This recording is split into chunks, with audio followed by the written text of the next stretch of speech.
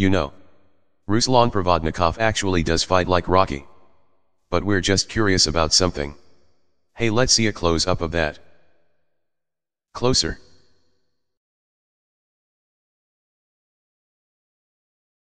Yeah, that's what we thought.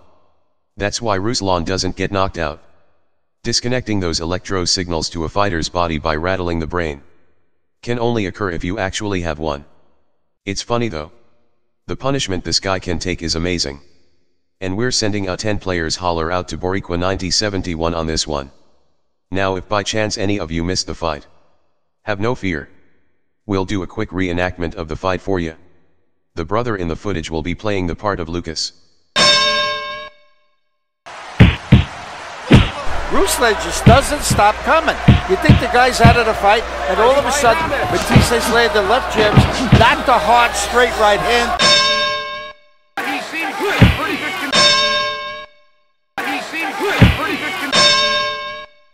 Ruslan just doesn't stop coming.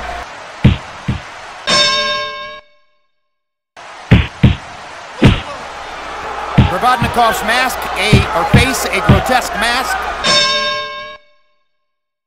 Ruslan just doesn't stop coming. You think the guy's out of the fight, and all of a sudden, Matthysse landed left jabs. Ruslan just doesn't stop coming. You think the guy's out of the fight, and all of a sudden, Matthysse landed left jabs. Not. That was pretty much the fight. Okay, maybe we exaggerated just a little. Yet as much as we want to focus on this fight, we've clearly noticed something. Ruslan's quite a few characters. Not only the Siberian Rocky, but apparently he's Freddie Roach's unwanted stepchild. Like we know he has a big fight with Pac. But it's the second time we've seen him missing in his corner. Look. Pac's not gonna die if you're gone for a few fucking hours just for one day. It's not like this fight was irrelevant. But Ruslan's like the unwanted child Roach had during a one-night stand with some chick he fucking hates. He's like, Jesus, I can't stand that boy. Why'd I get drunk and fuck that skank that night? Apparently he had Pac with a woman he really loved. Your kids are your kids, so it really shouldn't matter. Though when watching this fight, we had this question. How good of a fucking trainer is Roach? No, really. How good? In case you're not getting what we're saying, we want to show you something real quick. Just watch.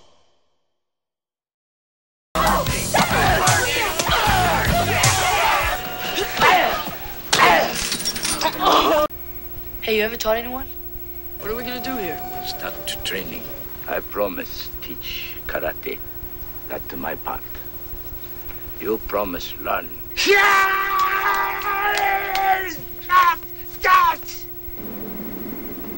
Come back tomorrow. See, that's training a motherfucker. He couldn't do something before. Now he can. He was incapable. Now he's capable. Get it? So what the fuck's Roach trained Ruslan to do, because we see nothing. Unless he's training him to block punches with his fucking face. Now we questioned Ruslan's brain, because when you do something that ain't working, it's logical to try something else. Like if you sat in a chair and got an electric shock. Then sat in it again and got another shock. Then did it again and got another shock. It would be wise at some point to stop sitting in that fucking chair. The same thing with moving forward with your hands down, and getting punched in the face non-stop with combinations. We understand taking one to give one. But not taking several to give one. For 12 fucking rounds. Not against a guy like Lucas. I mean, we've noticed Provodnikov literally fighting like Rocky. Like he just rolls up on Lucas with hands waist level. At some point you'd think he'd notice each time he does that he'd get smacked in the face with combinations. Hard ones. Like if we was training this guy we'd have to do something about it. Like teach him how to slip a fucking jab. Duck, side step, bob and weave. Look. If you go to get a driver's license, there's shit you've gotta be capable of doing. If you can't, then you're not allowed on the fucking road. The ring's no fucking different for a top trainer. There's shit Ruslan would have to be able to do. If he can't, then he can't step in the ring. And if you're so strong, prove it by being strong enough to learn and pass the defense test. Now some are of the philosophy that there's just certain things you can't do with a fighter. Like develop power, speed and defensive skills. That's great. But it's their philosophy. Not ours. Truth for them. Bullshit for us. See, we watched a fight Ruslan Provodnikov won. He's in need of a trainer. And we're not even sure Freddie's that. We know he wins his Trainer of the Year awards. But is he a real trainer?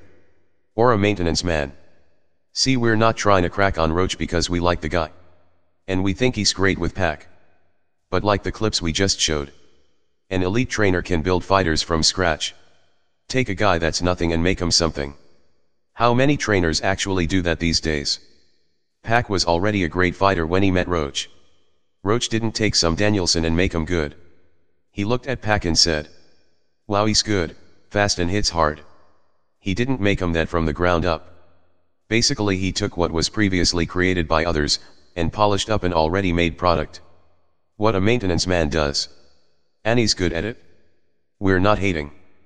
But we find there's a lot of maintenance men being called top trainers these days. This ain't the military where they take a guy that don't know squat, put him through basic training and make him a soldier. And a guy like Ruslan needs that kinda trainer. They'd do a maintenance job on him too. The difference is they'd also upgrade him. Because they're not only capable of polishing up what's there, but adding new parts as well. Because Ruslan's a fucking gem if you know what you're doing. A guy that can deliver and take a power punch like that's worth a bundle for a skilled trainer. A little speed and defense and he's unstoppable. But for now we don't see it ever happening. He'll always be a crowd pleaser. The rare fighter who can lose without losing stock. But he'll lose again. And again. And win again. And lose again. Because of these slight details that Roach apparently can't fix. This was a fight Ruslan lost, yet was always in it. See, there was a machine in the ring. But it sure the fuck wasn't Lucas. Unfortunately the machine needs an upgrade. Lucas couldn't take the punishment Provodnikov took, no fucking way, and was buzzed more than once. If it was 15, we know he'd have knocked out Bradley. And he may have stopped Lucas as well. But we've never seen Lucas hit a guy that many times in a fight. Which can get dangerous in the ring, or later in life. No matter how tough the fans may think he is. Because we think this guy would fight to the death.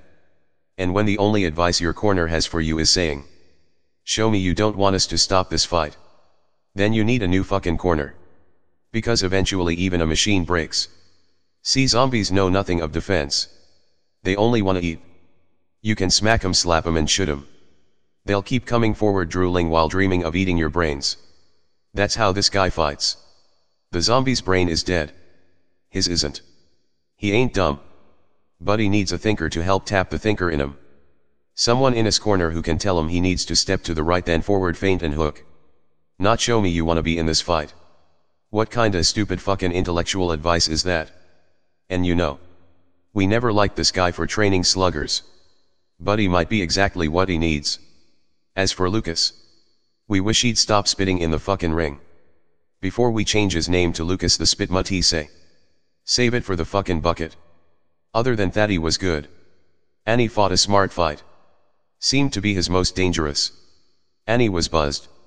But in no way did we see a draw. He clearly outpointed the man. Impressively. But he said he wanted Mayweather and Pac when asked.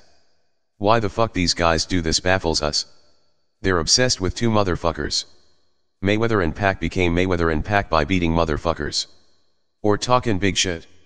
Go do the fucking same instead of chasing 'em. This shit would be big. Or this. Saying Floyd's name means you'll fight a welder. How about this guy? Or this guy? Run that mouth. Build a fight. Knock a motherfucker out and do this. Create your own thunder instead of always chasing another motherfuckers. And if you're that good, eventually the world will ask to see it. Just like May and Pac. But all in all, we enjoyed this in the Crawford fight. A lot. So props to Lucas in the Siberian Rocky. And to HBO. Hey. It's nice to actually hear both fighters at the end of a fight. Who can actually talk and thank who they want. So respect to HBO. And until our next one. Peace. We're out.